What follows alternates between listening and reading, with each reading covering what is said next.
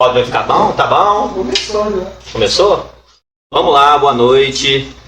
Boa noite, Alexandre. Boa noite. Boa noite, alunos. Boa noite a todos e os ouvintes aí da Rádio Jovem, a Rádio do Jovem Protagonista. Hoje estamos aqui com um convidado especial, é o professor Alexandre, que esteve... Seja bem-vindo. Esteve com a gente aqui durante a semana, deu uma palestra para os professores sobre um assunto muito bacana. A gente vai discutir e debater um pouquinho aqui hoje. Tudo bem. A gente tem um roteirozinho, mas o papo vai seguindo. Tudo bem, tranquilo. Agradeço novamente a sua boa vontade, a sua disposição. Sei que às vezes você tem compromisso para vir. Não, tudo bem.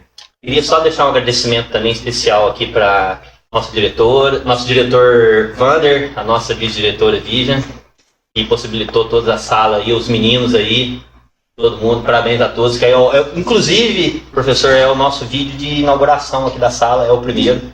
Olha só. Vamos inaugurar. Tá, vamos lá. Doutor Alexandre, graduado em bacharelado e licenciatura em História na Universidade de São Paulo.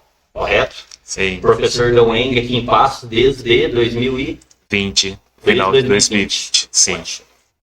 Vamos lá. A gente colocou até uma imagem no tema de fundo aqui. Cabeça erguida. Boa. A gente vai falar um pouquinho aqui sobre preconceito, sobre discriminação, né? Que hoje é um tema que está na mídia, né? Bem direto aí, tanto em... Infelizmente, tá. Infelizmente. A gente tem um rascunhinho aqui. Queria agradecer também ao professor Marcos, que até ajudou a gente a formular algumas perguntas aqui. Vamos lá, para começar, Alexandre, o que significa o termo étnico-racial? É um termo convencional para falar, enfim, da diversidade dos povos, né? Partindo do princípio de que cada povo tem a sua cultura e, em se tratando de relações étnico-raciais daqui do Brasil, etnia seria um termo equivalente à cultura. Isso vale tanto para pessoas negras, para indígenas, para as pessoas brancas e com origem europeia. E o racial se refere mesmo a desdobramento, a pensar o racismo. Raça não existe, é um termo, enfim, biológico e um tempo atrás foi hierarquizado e colocando as pessoas que não têm a pele mais clara, os piores status sociais, desconsiderado dentro da sua história, da sua diversidade. E esse étnico-racial seria correspondente à pluralidade mundial, diversidade de cor de pele das pessoas. E é um termo que, para antropólogos, é mais bem resolvido. Aí quem é da antropologia já domina melhor ao lidar com esse tema étnico. E no que se refere ao racial, para quem é historiador, da minha formação em especial, já é mais evidente. Porque se refere a étnico-racial para pessoas geralmente não brancas. E é um problema, como se todas as pessoas negras que viessem do continente africano, com origem no continente africano, tivessem uma mesma cultura. Não é bem assim. É uma pluralidade, onde quer que a gente enxergue, seja aqui nas Américas, seja no continente africano, asiático, o que a gente vê são diversidades. E aí o étnico-racial é para dar conta dessa diversidade, tanto de cultura quanto de cor de pele e os racismos em geral. Cultura é um exemplo, até dentro de espaço, né? Um bairro tem uma cultura, outro bairro tem uma cultura, é muito plural, né? E aqui em Passos que eu observo bem, em alguns bairros que são mais negros, né?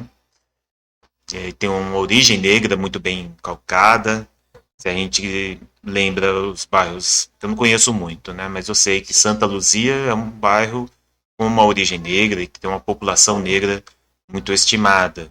Enquanto que aqui, na região central, Belo Horizonte, é um pouco variado, mais para classe média, média alta, mais pessoas brancas. A gente consegue mapear essa diversidade aqui na cidade. Outra pergunta que eu queria fazer é o que é o racismo reverso? O termo é que esse termo não existe, que não existe. Ok. Bom, se refere racismo em geral, a todo um preconceito, toda uma série de discriminações em prejuízo das pessoas negras, né? E aqui no contexto do Brasil, devido à origem da escravidão, temos muitas pessoas que são descendentes de escravizados do passado. E ok, aí passa por uma série de condições sociais após a abolição que estão mal resolvidas desde a abolição da escravatura em 1888. No entanto, há alguns setores mais conservadores que reivindicam esse tal racismo reverso, que seria reivindicar que pessoas que não passaram por essa experiência da escravidão também sofrem racismo. E não é bem assim, porque os prejuízos sociais são nítidos e, evidentemente, em um caso ou outro, como né, naquela reunião que a gente fez, algumas professoras até levantaram essa questão que as filhas brancas sofreram uma discriminação ali numa escola, num certo momento. Nunca foi escravizado. Então... Branco nunca foi escravizado, é isso que a gente levanta. E aí que a gente chama de racismo reverso, quer dizer, é como se as pessoas brancas passassem pelo racismo tal como as pessoas negras passam. E não é bem assim, existe toda uma estrutura social que privilegia as pessoas brancas, colocam elas lá no alto, colocam como se fossem exemplos de beleza, modelos de comportamento, modelos de se vestir, de se comportar, totalmente equivocado, não é? E considerar que pessoas brancas passam por prejuízos tais como as pessoas negras, em termos estruturais, a gente não pode, evidentemente pode acontecer um caso ou outro, a gente, enfim, está todo mundo sujeito, né? Está todo mundo sujeito a determinadas condições. Aí algumas pessoas também que não ajudam, né? Fica com um excesso de brincadeira, essa coisa toda, mas não equivale à experiência da pessoa negra aqui no Brasil, em especial, e sem falar dos indígenas. E é isso que eu posso falar sobre racismo reverso. Tem uma pergunta até o professor Marcos que escreveu pra gente aqui. Fala aí,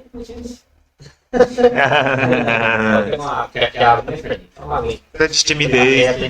Você já é do lugar, imagina. Ó, outro ali também, ó. Professor. Olá, tudo bem? Kaique, nossa, começou o projeto com a gente no ano passado. Seja bem-vindo aí, Kaique. É o Joia, Kaique. Começou, inclusive, tá fazendo jornalismo porque começou com a gente aqui. Olha só. Achou que tinha. Tá. Tinha se achou. Coisa, se encontrou. Se encontrou. É uma pergunta pra ele? Pode, chega aí. Fique à vontade. Só não peço você raspar o microfone pra não dar um barulho ali, né? Chega aí, né? Fica à vontade. Chega aí, meu amigo. Puxa a cadeira de centro aqui.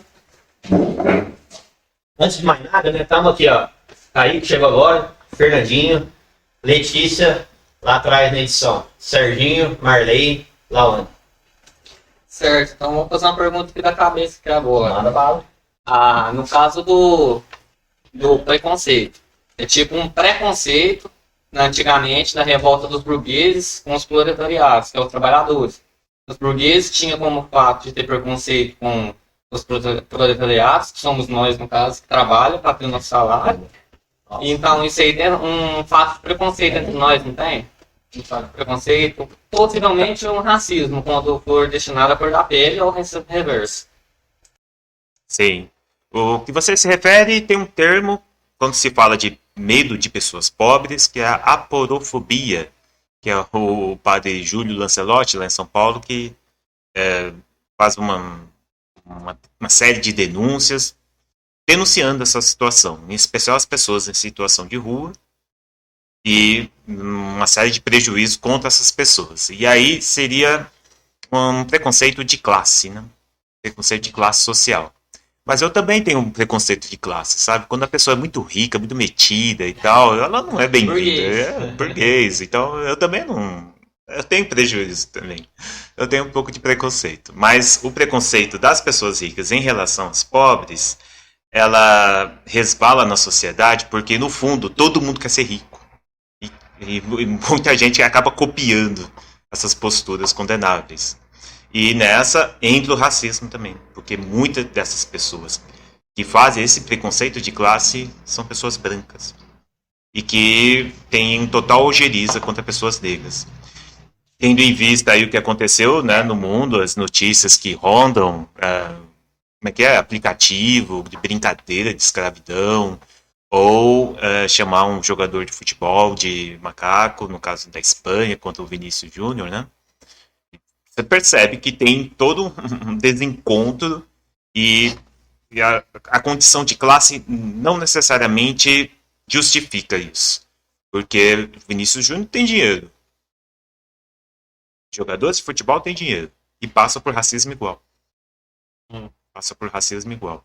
E não só, assim, de pessoas brancas e ricas contra pessoas negras, mas pessoas também pobres acaba reproduzindo. O mal do racismo, em especial, dos preconceitos em geral, é a falta de informação. E as pessoas não têm grande ciência quando ela reproduz o racismo. O racismo ela é reproduzida. Esses tipos de preconceitos são reproduções. Então ela vê na TV, ela ouve na rádio, ela vê na rua e copia e acha que porque é bonito e sei lá o que ela pensa na cabeça do ser humano é muito doida. Mas o racismo ele é uma reprodução. As pessoas reproduzem. Por isso que é necessário um trabalho desde a escola, desde a educação inicial, em falar desses temas, em valorizar a diversidade, tanto étnico-racial quanto de origens, enfim. O país é muito grande, pode receber todo mundo. Mas também, em relação a receber imigrantes, é muito esquisito, né? Imigrantes ricos de países europeus são muito bem quistos, muito bem recebidos, mas migrantes que vêm de países pobres, latino-americanos ou africanos, não são tão quistos assim. Até me corrija se eu estiver errado, mas hoje a maior concentração de japonês fora do Japão, Brasil. Acho que sim. É a melhor concentração de italiano fora da Itália no Brasil. Então o Brasil ele é plural demais, né? Em relação aos descendentes, né? Os descendentes, sim. É a mesma coisa em relação às pessoas negras. O Brasil é o país fora do continente africano que tem mais pessoas negras. Isso é um dado para ser assim, ressaltado e valorizado. E porque mostra assim, só o percentual do IBGE em relação à população já mostra que mais de 50% se reconhece, reivindica que é negro. Assim, é comum você ver no futebol, os meninos e meninas aí devem ver. Quando o time brasileiro joga com algum outro time da América do Sul, normalmente eles são mais índios, né? Devido à colonização espanhola, né? Com certeza. Eles não têm, sim, negros igual o Brasil, né? Depende do país. Depende do país. Né? Depende do país. Venezuela tem muitos jogadores negros. É que a gente não vê muito. Sim. Colômbia é um país, assim, inacreditável. Tem alguns distritos que são estados que é majoritariamente negro. Por quê? Porque teve uma colonização violenta, uma escravização violenta de todos esses territórios. E, assim, da América de ponta a ponta, do Uruguai, Chile até o Canadá, tem uma presença negra ainda. Impressionante. Tanto indígena quanto negra. E aí cada país tem a sua especificidade. Sim.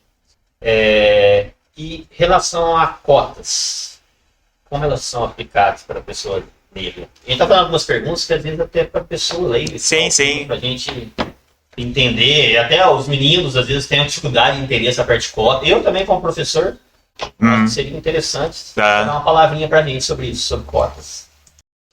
Como somos um país que derivou de uma colonização de mais de 300 anos de colonização portuguesa e de uma escravização intensa, então o país hoje é extremamente desigual, onde algumas pessoas conseguem certos benefícios, certos recursos, até serviços de saúde, etc. As pessoas mais ricas e que descendem ou reivindicam essa herança europeia acabam pegando os melhores espaços, enquanto a maioria da população, que é filho ou descendente de negros e indígenas, acabam em locais mais subalternos. E as cotas étnico-raciais, ou discriminação positiva, e são vários nomes que se pode reivindicar para essas cotas, elas visam um pouco conter uma distorção que há do acesso à universidade e entre outras coisas também. Existem cotas também para concursos.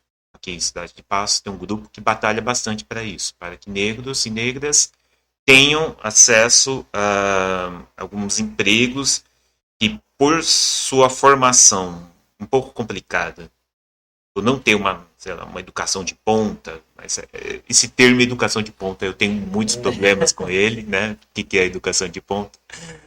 Esse é um outro papo, mas as pessoas que não passam por uma educação do mesmo nível que as pessoas ricas, e essa educação bancária, como diz Paulo Freire, ou seja, decoreba atrás de decoreba, treino atrás de treino e tal, essas pessoas conseguem as melhores vagas, seja medicina, seja o direito, cursos assim mais concorridos. E as pessoas negras têm essa dificuldade, mas não é que a pessoa que tem uma nota 1, ela vai pegar uma vaga, garantir uma vaga, aqui na UENG, por exemplo, é por sistema de reserva de vagas. Quantos por cento?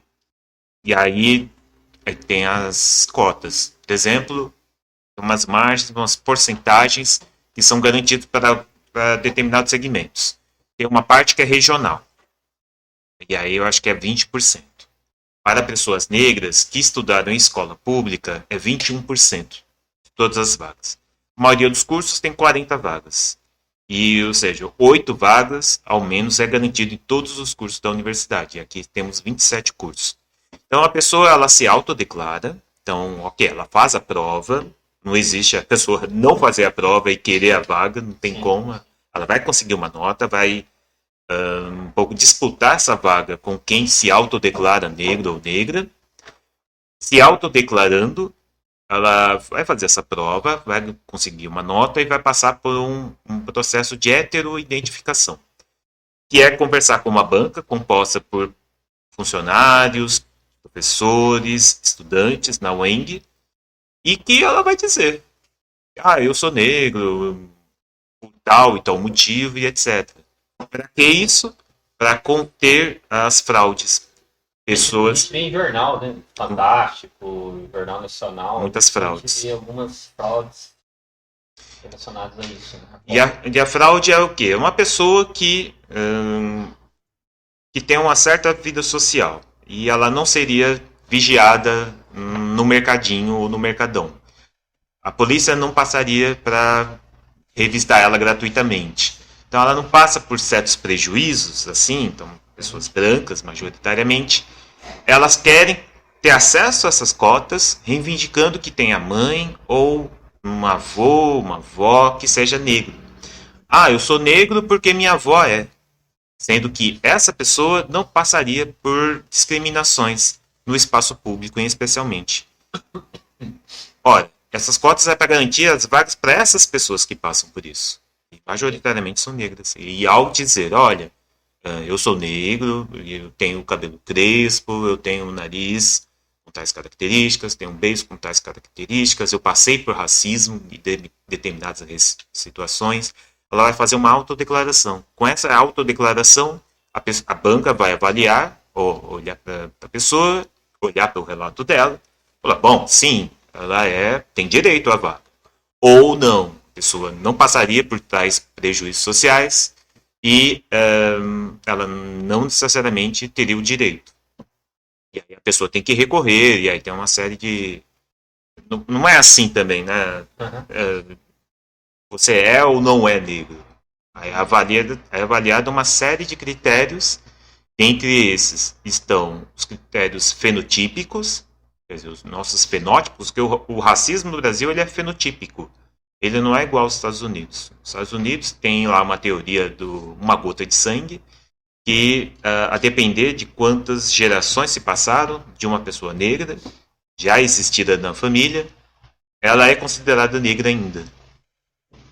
Aqui no Brasil não, a coisa é fenotípica, é pelo fenótipo, é pelo que é exposto, é pelo que é visível. E é o que é fácil o segurança do mercado identificar, que o policial também faz isso, é pelo fenotípico, não é pelo sangue necessariamente. E é por isso que essas cotas são muito importantes e elas têm um prazo de validade, né? Não vai ser para a vida toda, mas eu posso dizer que é uma política pública de médio prazo ou longo prazo, não é de curto prazo. A não ser que entre um governo aí meio zureta das ideias e acho que é besteira, esse tipo de coisa. Mas eu acho que isso é difícil, né? Eu acho difícil tirar. Porque Eu sou a favor de cotas. Sim, e aí... Principalmente, eu sou professor de escola pública, né? Os alunos são de escola pública, eu concordo plenamente. E aí vem os movimentos sociais. Porque essas cotas só existem porque são os movimentos sociais que reivindicam isso. Sim. Que entram no espaço público, reivindica, denuncia, quando há fraude. Sim. Não perdoa, não perdoa. Quer dar uma pergunta aí? Eu respondi a sua pergunta ou não?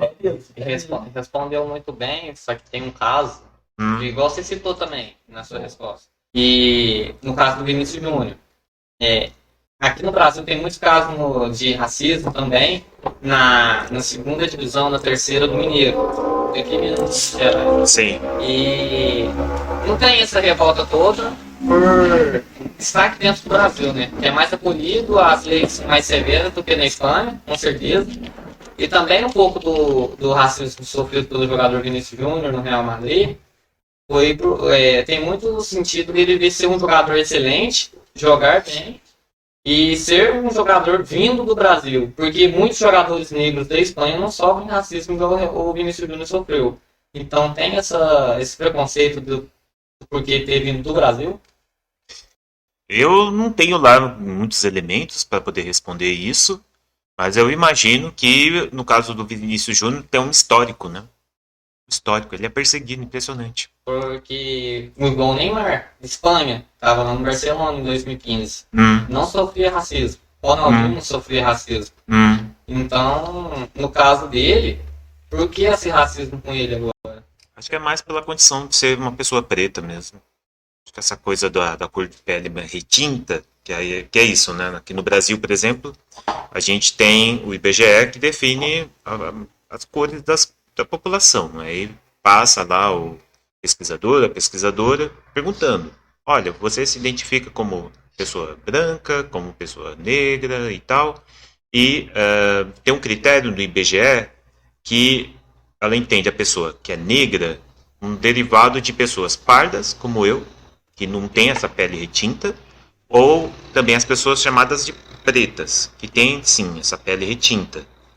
E, em termos, assim, tem vários debates dentro do movimento social aqui no Brasil, negro, para entender o lugar da pessoa preta, em especial, há muito prejuízo contra ela.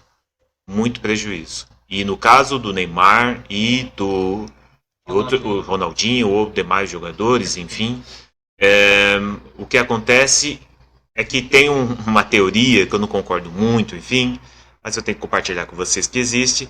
Algumas pensadoras, mais mulheres negras que denunciam, existe uma ideia chamada de colorismo. Colorismo, o que é? Uma pessoa que não é preta, ela pode se passar por branca e ser socialmente vista como branca. As pessoas pretas não passam por isso. E o colorismo é essa condição ambígua e que ela rejeita ou aceita sua condição de negra a depender da situação. O Neymar é um exemplo. Dificilmente você vê ele se revoltando contra casos de racismo. Só quando afeta ele. E na França ele sofreu, sim. Agora, esse colorismo, na verdade, coloca em jogo a negritude da pessoa, duvidando que ela seja verdadeiramente negra. Eu acho isso bobagem. Tem que, na verdade, reafirmar a negritude das pessoas. Ela é negra, sim. Só que igual o Vinícius Júnior ensinou num post, num vídeo. Antigamente, Roberto Carlos, lateral... O Roberto Carlos, lateral do Real Madrid, na época de Zidane, os privilegiados da época. Roberto Carlos sofreu racismo no Real Madrid. Olha só. E não de outro time. E ele era praticamente pardo. Não tinha esse requisito que o senhor explicou. E possivelmente ele sofreu racismo. Igual o Vinícius Júnior citou no vídeo, se você procurar nos posts dele, vai estar lá. E ele ensinou, poxa, racismo na La Liga vem antes e agora comigo. Então isso não acabou. Então quer dizer que a Espanha exatamente é um país extremamente racista, né? É difícil, né? E olha que colonizou toda a América, né? Olha mesmo um exemplo, Rudiger, zagueiro do Real Madrid, não sofre racismo, por ser da Europa. Entende? Então tem esse requisito do país também, de onde ele veio, de ter vindo da favela também, do Rio de Janeiro. Então tem isso. Pode ser sim, pode ser sim. E eu digo mais, quer dizer, essa discriminação também é derivado de países ou europeus ou não europeus. Tanto que na Argentina, contra o Corinthians, também sofreu caso de racismo de jogadores do Corinthians, tanto brancos como negros. Tá? Pelo fato de só ter vindo do Brasil, por ser do Brasil. Tem certos problemas nesse sentido. Agora, o racismo por aqui, nas Américas em geral, é um fenômeno que é impressionante, tem em todos os países, incrível. Aqui no Brasil que a gente vivencia, que a gente conhece, igual você falou, aí nos outros níveis do futebol profissional aqui de Minas Gerais, acontece também e não é tão visualizado. Esse é um problema, eu acho que de fundo, é um problema anterior. O racismo não aparece nesses casos porque a gente mal conhece esses times, por exemplo. Eu particularmente não conheço. Não, mas assim, não é desconsiderando, entende? Que não passa no jornal do dia a dia. Não passa no jornal, a gente... Time Ibis. A correria nossa do dia a dia, assim, às vezes não tem notícia local, você não... Não tem notícia. E é um problemão isso aí. Eu gosto muito de citar o exemplo de Cuba, onde lá não existe clube profissional. Não existe clube profissional. Ninguém quer ficar ganhando dinheiro e também não ter essa discrepância, essa coisa da elite, times de elite, campeonatos de elite e campeonatos de desconsiderados, sabe? Mas, professor, inclusive, sim, não é idade de vocês, mas eu acho que a gente devemos ser da mesma idade na década de 90. Sim. Era comum você ligar a televisão, se assistir os Trapalhões e brincadeiras assim, nossa, é impossível na televisão hoje. Dos anos 90 para hoje teve uma evolução. Sim, isso sim. Isso não existe mais, é impossível ter isso na televisão. E quem se arrisca igual esse comediante aí que ficou fazendo aquelas piadas toscas, a sociedade já está um pouco mais intolerante em relação a isso. Sim, sim. Sim, eu acho que tem um limite, né? A piada, quando ela ofende, quando ela oprime... Passou os limites. Já passou totalmente. Não existe isso. Não, tem que ser desconsiderado. Mas engraçado que ainda assim tem pessoas que aplaudem, tem pessoas que acham graça. Isso eu acho muito preocupante. Quando elas acham graça, elas estão praticamente participando imparcialmente do ato de racismo. Com certeza. Olá, boa noite, tudo bem? Seja muito bem-vinda. Bacana. E é isso que é muito preocupante. Por exemplo, tivemos um presidente que ainda bem que saiu, né? Mas não merece nem ser citado. Mas tinha muita gente predisposta. Votou 17 em 2018. Votou 22 no ano passado. Tem pessoas que acham que é isso mesmo. Então, quer dizer que a classe do Bolsonaro, os eleitores do Bolsonaro eram os burgueses. E os do Lula, os proletariados. Sem política. Não vai dar briga. Mas é isso, eu também tenho uma leitura compartilhada com você. Mas majoritariamente tem uma massa, assim, digamos, uma boa parte da população que é um tanto alheia a isso. É um tanto alheia. E isso é um baita problema.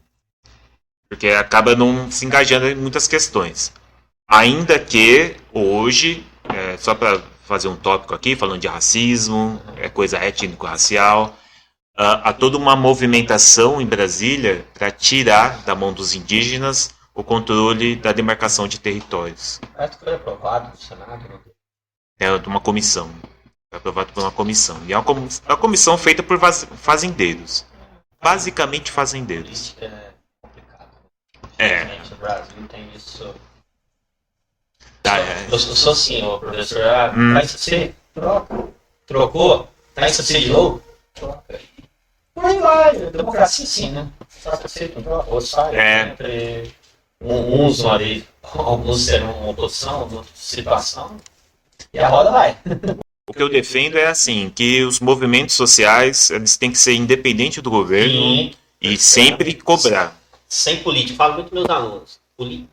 Política é excelente, é ótimo. Politicagem já não, entendeu? Mas só favor de política. O que a gente está fazendo aqui, o que a gente fez na sala de política. Um conversou com o outro, deu uma ideia e tudo. Agora toda a politicagem aí já não. Complicado. Eu queria só uma pergunta. Vai. Eu queria saber um pouco sobre a sua opinião sobre o caso da Marielle Franco, que já vai fazer 5 anos, até agora nada. Pois é, tá aí. Um caso extremamente mal resolvido e que pode envolver muita gente, né? Pode envolver muita gente e eu acho que um dia vai sair, mas eu espero que seja o quanto antes. Ela foi assassinada, ela é uma pessoa super engajada nas questões sociais, mas também ela ajudou muitos familiares de policiais. Não pode dizer que ela era a favor de bandidos. Esse tipo de discurso eu acho um atraso, mas ela defendia o direito de familiares de policiais mortos. Ela tem um trabalho nesse sentido de denunciar certas implantações lá das UTPs, tem uma série de coisas. E é uma pena que essa investigação nunca avance, aí toda hora um juiz sai, muda de instância, e vai e não vai. O Flávio Dino, o atual ministro da Justiça, ele alega que promete, né, que isso vá para o âmbito federal, que é o correto. A coisa não se resolve, tem que ir para uma instância onde a coisa consiga se resolver. Por exemplo, o 8 de janeiro, aquelas invasões horrorosas, tá lá, muita gente foi presa e está respondendo processo, está funcionando, por enquanto está. Então, o caso Marielle Franco, eu também acredito que deveria ser assim, deveria ter esse cuidado. E é uma pena, e é complicado, né? E a imagem dela, essa imagem da mártir, é inspiradora, por um lado, tem muita gente que reivindica, coloca na parede, aquela coisa toda, logo Che Guevara, aquela coisa toda, mas é uma pena que tem que morrer para isso, sabe? Eu fico assim... Mesmo. Concordo. É ambíguo, eu não tenho solução, sabe? Eu falar, não, é isso, eu não sei. Eu fico assim, pode ser aqui, mas tem outra coisa também. Eu sou muito assim. Respondi? Obrigada. Mais nada. Perguntar alguma coisa, Beatriz? Pergunta quietinho, vem cá, aparece aqui atrás da gente aqui. Senta aqui. Vamos enegrecer esse espaço. Vamos aparecer os meninos aí também. Fique à vontade. Sintam-se em casa. Casa de vocês, vocês Eu ia quiserem. fazer pergunta porque Essa o aqui é Sérgio estava tímido. Minha segunda casa, minha primeira casa. Primeira casa. Olha só. Vive mais na escola. Qualquer intervalinho vem aqui, edita vídeo, mexe vídeo, vem aqui, põe um somzinho. Ainda bem. Tô usando. Eu Ótimo. gosto de coisas assim, desse jeito. A pergunta que eu tinha, eu já... Ela não respondeu? Eu vim aqui pra Aí perguntou. Eu pedi ela A próxima vez você vem aqui, Serginho, aparece aqui. Agora, quem se coloca contra as investigações da morte da Marielle, na verdade, tem muito interesse que não chegue isso a essas pessoas. Eu acho que fez o crime, tem que ser investigado e tem que cumprir a pena. Desse princípio, infelizmente, as leis brasileiras têm muita brecha. Né? Então, um outro exemplo. Diga, Marley. Nada? Ele tá levantando a mão. Eu tô esticando o braço. E professor, Perdeu. já até perdi o meio de campo aqui. Tudo bem, tudo bem. Vamos para Você tá falando das leis, Bruno. das leis, assim, brecha. o Cabral foi condenado a mais de 400 anos de cadeia. Por 4, 5 saiu. Roubou, falou que roubou, teve confissão que roubou, patando pra ele. Solta. Dá uma impressão assim de incompensa, né? Aí depende do lugar. Tem muita gente que está no sistema prisional hoje, 40% mais ou menos, do sistema prisional, ou seja, as pessoas que estão presas, elas sequer passaram pela primeira instância de julgamento. Estão aguardando julgamento. E aí, vários intelectuais denunciam, né, esse sistema prisional de massas e herdeiro dessa guerra às drogas. Essa guerra às drogas é um motivo para encher as prisões de pessoas pobres. É impressionante isso. Já é dos Estados Unidos dos anos 90 isso.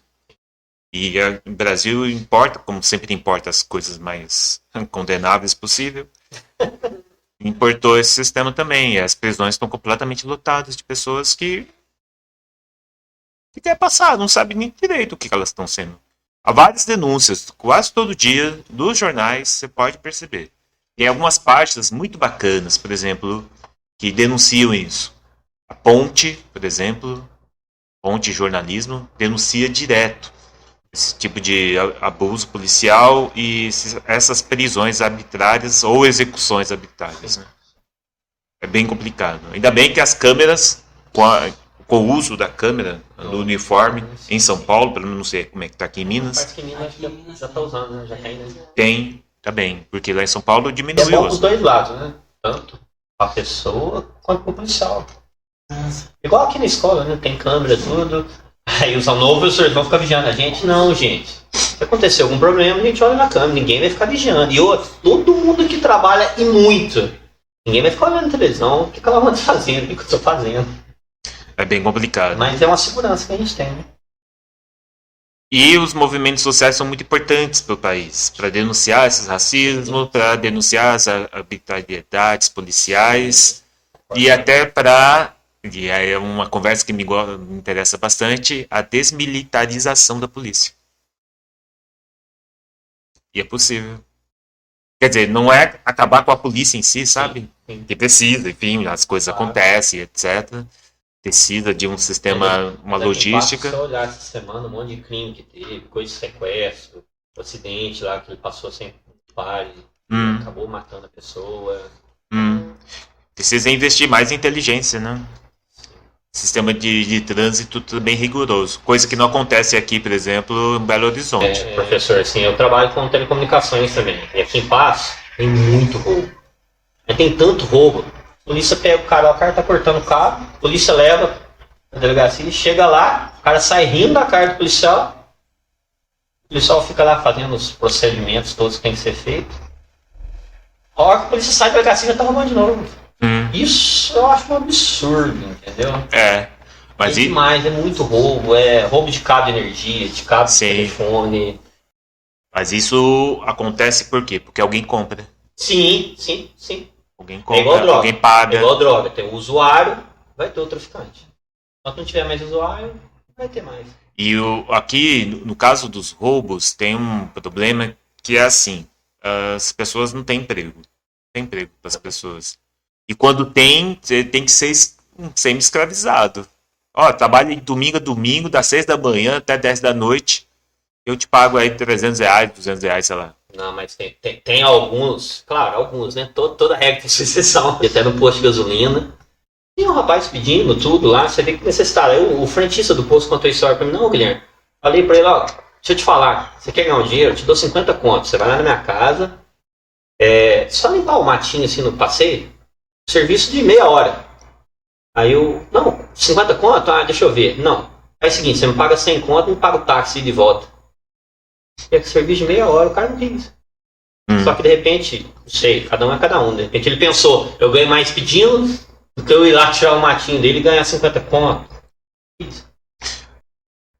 Aí no caso, se fosse um emprego com carteira assinada, com direitos sim, e tal, eu não sei se ele iria rejeitar necessariamente assim. Muita gente está na rua, gente, em situação de rua, é porque realmente não tem...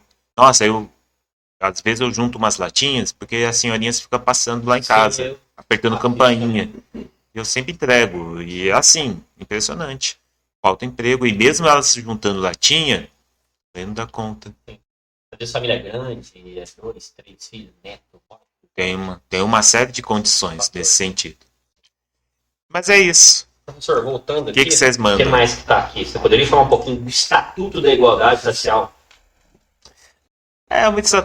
O estatuto é uma das diversas maneiras legais de tentar combater o racismo. O problema é que são muitas leis que não são conhecidas. E um desses exemplos é aquela lei que eu mostrei aí na conversa com professores, as leis de obrigatoriedade do ensino de história e cultura afro-brasileira e africana. E elas... o problema é que essas legislações precisam ser melhor conhecidas. Esse estatuto, por exemplo, eu não tenho assim grande propriedade para falar do assunto e etc. Mas eu conheço a movimentação e o esforço por parte do poder público em amenizar o racismo. Mas esse racismo que a gente tem aqui não é só raça, né? Eu defendo que existe uma coisa também relacionada à classe. Então, se tem emprego, se tem condições da pessoa se alimentar, minimamente que seja, reforma agrária, a gente precisa de reforma agrária. As pessoas estão concentradas nas cidades porque no campo é impressionante, é muita violência. É muita violência, muita violência. As pessoas... E é engraçado, a pessoa fala assim, eu vejo muitas pessoas dizerem, olha, eu quero trabalhar, juntar dinheiro e etc, porque no final da minha vida eu quero ter uma terrinha, eu quero ter a vaquinha, lá os boizinhos, ter as galinhazinhas, ter lá um quintalzinho, tal, não sei o que, não sei o que. E ela projeta isso pro final da vida. E é problemático isso, porque aqui a terra do Brasil é um baita problema, já desde a colonização. É impressionante. A concentração de terras é um dos males aqui da sociedade. E isso afeta tudo, não só em termos de habitação e trabalho, mas também em termos de alimentação. Nossa, a alimentação é horrorosa. Porque a gente depende muito das, sei lá, as pessoas recorrem aí a ultraprocessados, é uma série de fast food da Nos vida. Estados Unidos é pior, né? Porque lá a população é considerada obesa por causa do fast food da vida, né? É bom? Claro que é. Pelo menos eu gosto, mas sim, é todo dia. Nada em excesso é bom. E é Fernando? Eu gosto. Mas você vai comer todo dia? Não vai. Não tem dinheiro? Também. E a alimentação deveria ser um direito social, né? Todas as pessoas deveriam ter acesso à alimentação, 3 alimentações por dia. E é uma das bandeiras que o atual presidente ele reivindica. Que as pessoas tenham o que comer no café da manhã, o que almoçar e o que jantar. Tendo as 3 alimentações, isso ameniza muita coisa. Ela não vai se sujeitar a qualquer emprego que oferecem, à exploração que há. Escravidão moderna hoje é aberrante. Pessoas, tem várias denúncias agora, pessoas que são resgatadas, sei lá, 10, 20, 50 pessoas são submetidas a condições de trabalho horrorosas, são maltratadas. Tudo isso derivado, enfim, a pessoa não tem alimentação em casa. E a gente expande também aqui para a escola, né? Se a gente não garante na escola, pelo menos, uma alimentação digna para poder estudar, isso requer, ainda mais jovens, todo mundo. Professor, comida da nossa escola Arroz, feijão, carne, batata. Eu fiquei sabendo. Nesse nível. Fiquei sabendo. Hoje à tarde Fiquei. teve pavê. Melhor noite da tarde que teve. Que eu amei, que eu comi. Geralmente eu não como muito. Mas eu comi, quase repeti. Eu tenho que agradecer a nutricionista que mudou o cardápio da escola. E agora tá muito melhor. Eles comem café da manhã, um pãozinho com café. Pois é. Depois, às 9h30, tem mais um bolinho, alguma coisa. Depois, na hora do almoço, comida à vontade, arroz, feijão, carne, E salada, as 3 verdura. E as 3 do outro café. Bem balanceado. Não tem que reclamar, não. Não é igual na nossa época. Que era sopa de fubá, sopa de macarrão, só tinha água, angu. Quando tinha. Quando tinha. Quando Arroz tinha. doce. Nossa. Só Humilhava, viu? Então, a alimentação ela é fundamental. E vejam que a gente está falando de uma série de questões que afetam a maioria da população, em especial negra, que não tem direito à terra, não tem acesso a uma alimentação equilibrada, não tem acesso a emprego. E é só pegar as questões sociais mesmo, desemprego e etc., fome, que a gente chega em cheio na população negra. Professor, tem que horário nosso meio apertado. Então, tá tranquilo. Até já tinha mostrado pra lá onde que você tinha comentado. Ah, só pra não estender muito. Eu já tava. Tô preocupado com o senhor. Eu tô tranquilo. O senhor pode contar um pouquinho da vida do senhor. Se o senhor já teve algum preconceito, Se já sofreu. sofreu, né? Teve, não, sofreu. Sei, os dois. Também não sou santo, não. A minha história, eu sempre paro, toda vez que eu paro para um pouco avaliar o que foi minha vida, eu me surpreendo bastante em poder chegar aqui nessa cidade e tentar fazer algum trabalho, né? Seja na UENG, seja em qualquer espaço que eu me proponha a fazer alguma coisa. Eu sou filho de migrantes, minha mãe era migrante, ela chegou grávida em São Paulo e na infância eu vivi em Cortiços. Não sei se vocês conhecem esse termo, enfim, que eram habitações muito, mas muito precárias, Cresci nisso por um bom tempo. Depois minha mãe conheceu meu padrasto. Ela é negra, mas não se reconhecia como negra, e eu também não me reconhecia como negro. Apesar das pessoas todas me chamarem, o negão, não sei o que, o negro e etc. Mas nunca me assumi como pessoa negra, só na pós-graduação.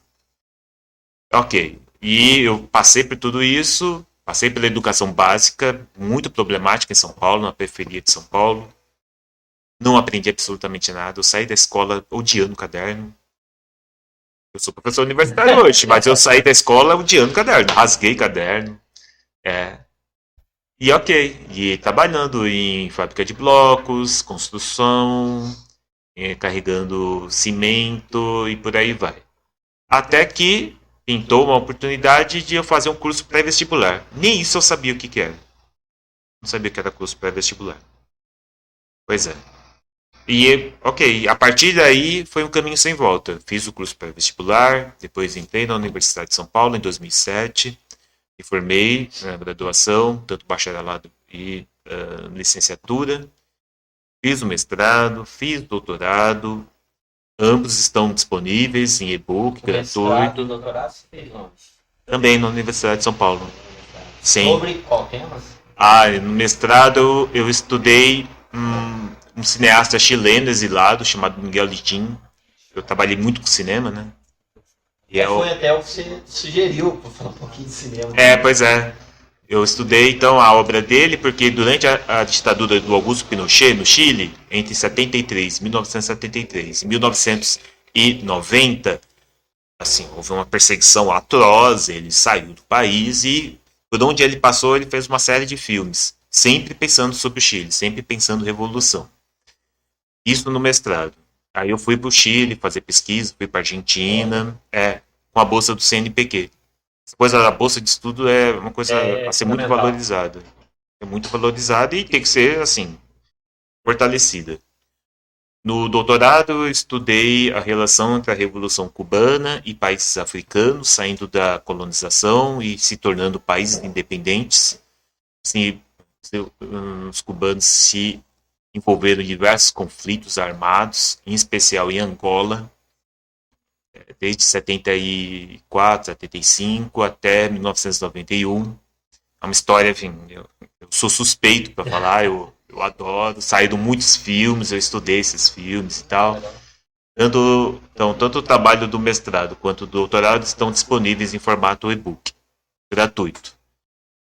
E daí eu fiz o concurso aqui para a UENG em 2018 e em 2020 entrei em meio à pandemia, aulas online, e em 2022 passei a morar aqui. E essa é a trajetória. Quanto tempo faz que você está trabalhando como professor? Eu dei aula no ensino básico desde 2009. Em 2009 eu trabalhei em algumas escolas de Carapicuíba, uma cidade bem carente, tudo isso. Eu gostei muito de trabalhar na educação básica. Trabalhei primeiro na prefeitura, primeiro no estado, na cidade de São Paulo, tanto pelo estado quanto pela prefeitura mesmo. Passei em concurso, larguei os concursos, porque eu precisava fazer a pós-graduação, eu queria fazer a pós-graduação. E quando eu saí a última vez que eu dei aula no ensino básico foi em 2016. Que aí eu tive que sair por causa da bolsa de doutorado. Eu não podia acumular os dois. 2016 foi quando eu comecei. Olha só, pois é. E eu tive essa experiência, foi muito legal. Eu gostei bastante de trabalhar na escola do estado. A escola do estado de São Paulo é precária, pago muito mal, muito aluno, mal. né? Muito aluno por turma, depende. Ensino médio tem menos, né? Ensino médio, infelizmente, é esvaziado. Mas na educação básica, salas muito cheias. Mas eu gostava. Eu me estressava um monte, mas é uma coisa de amor e ódio, dá pra entender. Tá falando até de filme, professor, eu passo, não sei se eu já passei pra vocês, Alane, aquele filme que são negros, que são matemáticos da NASA. Ah, eu legal. sou matemático, né? Estrelas ao mesmo tempo. Acho que é isso. Espetacular aquele filme. Bacana. Espetacular aquele filme. Pois é. A discriminação desde aquela época na corrida social, que era na União Soviética, Estados Unidos. Pegava escada, saía fazendo aquele monte de conta, aquele monte de cálculo. Aí de repente tava apertado, tinha que ir no banheiro, tinha que andar um monte pra chegar no banheiro. Nossa, aquele filme, pra mim, é sensacional. Tem uma filmografia muito rica. A gente tem acesso a muitos filmes dos Estados Unidos. Esse é o caso é o caso desse filme. O Netflix também tem acesso a muitos filmes, boa parte dos Estados Unidos, mas eu fico garimpando muito para achar algum filme que eu sou muito... Uma hora passa uns bacanas pra gente passar pros meninos aí. Principalmente esses mais conhecidos, Ah, nossa. que não são dos Estados Unidos, né? Não, tem uma filmografia tanto brasileira, que valoriza essas questões negras, tem vários trabalhos muito bacanas, mas eu estou muito próximo da filmografia africana. Os filmes que são feitos em África por africanos mesmo. Na disciplina que eu trabalho aqui na UENG, nesse semestre, eu passo fazer um chamado Rafiki, amigo, em Swahili. Uma história que se passa no Quênia, é uma história de duas moças que se apaixonam. Só que o país é totalmente avesso ao homossexualismo, ela sofre um bocado. E é uma história muito bonita. É uma história muito bonita. Que não é? É uma mensagem pra você. Cheguei e já falei. Sutileza não é meu forte, não. A Lawane perguntando, Lawane, você não chegou aqui perguntando como que você veio parar aqui? Ele acabou de explicar, tá? Vocês perceberam. Meu Deus. Ele fez um concurso. Em 2018 e em 2020 comecei a Em trabalhar. 2018 e só foi efetivado em 2020. Eu trabalhei um tempo temporário e efetivado mesmo só em agosto de 21. E foi assim, Pandemia. ficou de olho na internet, edital, tudo, vou fazer o concurso. A gente fica, quando vira concurseiro, é uma vida um pouco ingrata, né? Qualquer edital a gente fica louco, né? Eu já cogitei fazer concurso pro Acre, pro Pará, qualquer lugar. Mas aí tem a condição que minha companheira, ela também é professora. E aí a gente tem uma dificuldade de trabalhar no mesmo lugar. No estado, no município. No caso, ela está esperando uma nomeação para uma universidade de Pernambuco. Só que não nomeiam. E aí, enfim. Problema de concursos. Tem isso. Dificultam bastante. E o problema nosso é esse, é como trabalhar na mesma cidade. Aqui em Passos ela passou alguns currículos, mas não quiseram pagar um salário de doutora. Que ela é doutora. Ela é doutora também. Na área sua também? Não, ela é do espanhol. Espanhol, Ela é do espanhol. Sim. E eu estudei Revolução Cubana, que é um país que fala espanhol, enfim. Então, sempre... Se conheceram por aí. Na verdade, a gente se conheceu bem antes. Eu também, a minha esposa, conheci na faculdade. Eu fazia matemática, ela começou matemática. Ela saiu?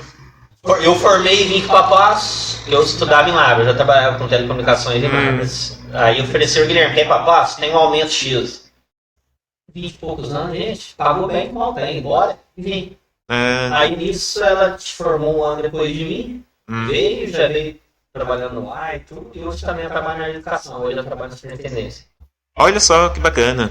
Então aí faz desde 2000, eu tô aqui, faço já 15 anos já. 15 anos, muito tempo. E é um problema nosso, que a gente não encontra o mesmo lugar, porque as escolas privadas não querem pagar o salário. Se é que valoriza o espanhol, que o espanhol existe, né? Todo um trabalho para reconhecer. A América, a maioria fala espanhol, na verdade, não fala português, não fala inglês. Português, espanhol e inglês. No mínimo, né? No mínimo. E é interessante essa coisa de falar vários idiomas, porque em África, por exemplo, é muito comum. Muito comum a pessoa. Francês também lá na África. É, por causa da colonização. Aí é uma coisa bem. Capítulo bem complicado da história deles. Mas assim, diferentes povos muitas vezes têm idiomas próprios e muito variados. Seja por laços matrimoniais, seja por comércio, seja pela educação. Tem vários fatores. E é muito comum a pessoa saber, no mínimo, 3 idiomas. 2 ou 3 idiomas. Viu, molecada? Aí, ó. No mínimo. Português e inglês tem que dominar. A qual da língua? No mínimo. No mínimo. No mínimo. Pode ser português, espanhol e idioma indígena também. Claro. Um guarani. Né? Né, Letícia? Né, Bia? Chega aí, Bia. Parece que um pouquinho também está quietinho no canto aí. Você quer falar mais alguma coisa, professor? Quer deixar um recado para a turma que está assistindo? Lembrando que a gente tem um canal no YouTube, Rádio Jovem Passos. Tá legal. Instagram, Rádio Jovem Passos. Facebook, nossa, a gente consegue achar Rádio Jovem Passos? Eu não... Sim, só para corrigindo, o YouTube é Rádio Jovem e no Instagram é Rádio Jovem Passos. Desculpa. YouTube, Rádio Jovem. Instagram, Rádio Jovem Passos. Nossa, olha só. Aí a gente vai colocar o vídeo na íntegra, a gente vai colocar, fazer umas ediçãozinhas, deixar pode tirar, bacaninha, aí a gente põe no YouTube na íntegra, né? E depois a gente coloca os cortes no Instagram, porque o Instagram a turma gosta de ver vídeo rápido, ninguém vai dar um play no Instagram, ficar 1 hora vendo, né?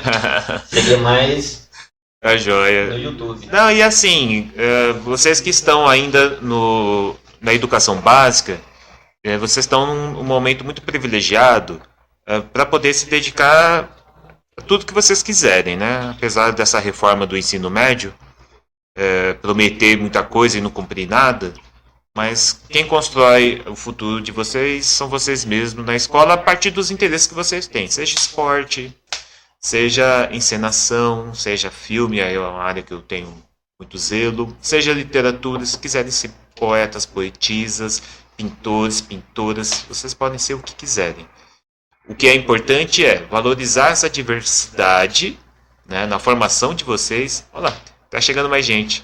Fique à vontade, pessoas. Entra aí. Já tá acabando aqui. Fica à vontade aí. É a turma de jornalismo da UENG aí, com o nosso aluno. Aí ele estuda, colega aí de turma dele. Tá legal. E eu ressalto muito isso, que zelem por essa diversidade, sejam curiosos, sejam curiosas. Se vocês usam, eu brinco na sala, sempre brinco, é que eu não gosto muito do Instagram, né? Eu acho pobre, assim.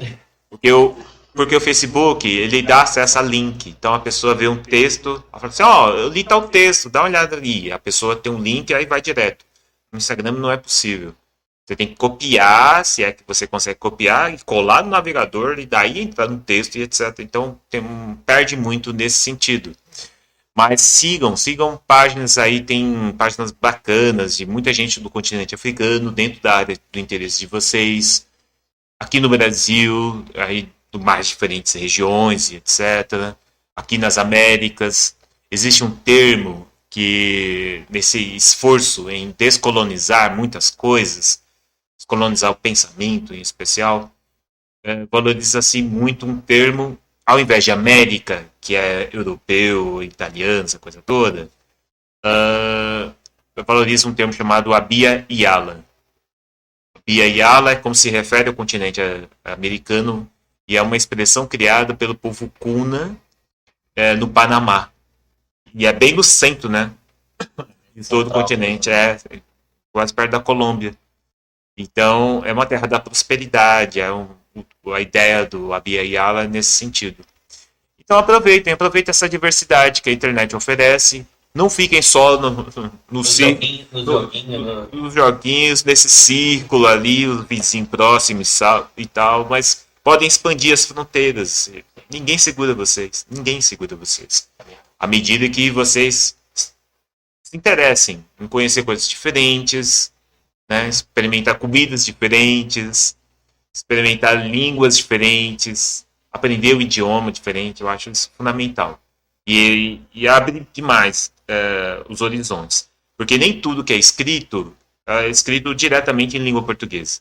Muitas vezes é escrito num idioma, inglês ou francês, que é a maioria, e depois é traduzido para o português. E até lá, nem tudo é traduzido. Tem muito tema bacana por aí, mas que está em inglês, ou está em francês, ou está em russo, sei lá, tem várias diversidade nesse sentido. Mas que, sim, expandam os horizontes e, à medida que vocês precisarem de alguma ideia, de indicações, de indicações de filme em especial, música. Eu também gosto de aprender. Eu gosto também de ter.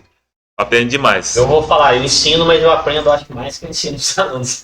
Assim é. É dialética. Bacana, né? É dialético, é um movimento dialético. A gente ensina e ao mesmo tempo aprende também. Sim. Depende da disposição do professor ou da professora em querer aprender com o estudante, né? Nem todo mundo.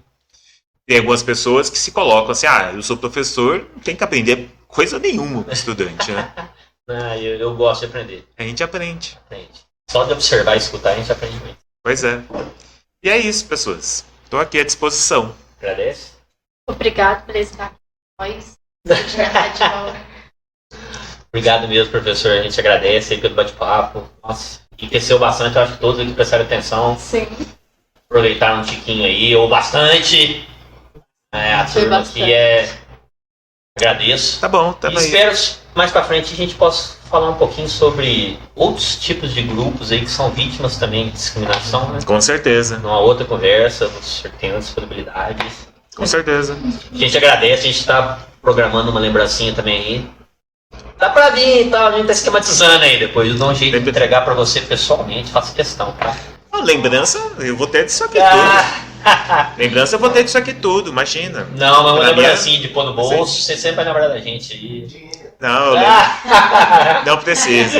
Não. Não é dinheiro, não. Pode ficar tranquilo. Ainda bem. Não, dinheiro nós estamos precisando, né? Cadê a plaquinha do Pix ali pra eu colocar aqui? A chave Pix. Pode pôr meu código. Obrigado mesmo, professor. A gente agradece. Bacana. Rádio Jovem, a Rádio Jovem protagonista. Sigam a gente lá. YouTube, Lawane. Rádio Jovem. No Instagram @Rádio Jovem Passos. E no Facebook. Eu acho que se procurar Rádio Jovem Passos, deve achar. A gente tem um site também, valeu, Caíto. A gente tem um site que na época a gente criou um programinha Android com os meninos. Fez uma programaçãozinha ali. A gente tem um aplicativo Android, tem um site. Se procurar lá, o servidor é Zeno, Zeno, Rádio Jovem Passos, Zeno. Provavelmente vai ter um play lá que toca música 24 horas. Lá tem todos os links, os sites nossos lá, estão todos lá. Ótimo. Sigam, acompanhem, curtam. E obrigado, professor, mais uma vez. Nossa primeira entrevista aí. Não, imagina. Espero que eu tenha atendido as expectativas. Ultrapassou a expectativa, a gente garante. E essa rádio jovem é muito comum, né? É tranquilo. Lá na Guiné-Bissau tem uma rádio também, chama-se Rádio Jovem. E passa notícias em crioulo, uma série de músicas, tem uma coisa bem disponível online também. Bacana. Rádio Jovem. Vamos acessar lá e baixar alguma coisa. Obrigado, gente. Tá certo? Obrigado a vocês. E é isso.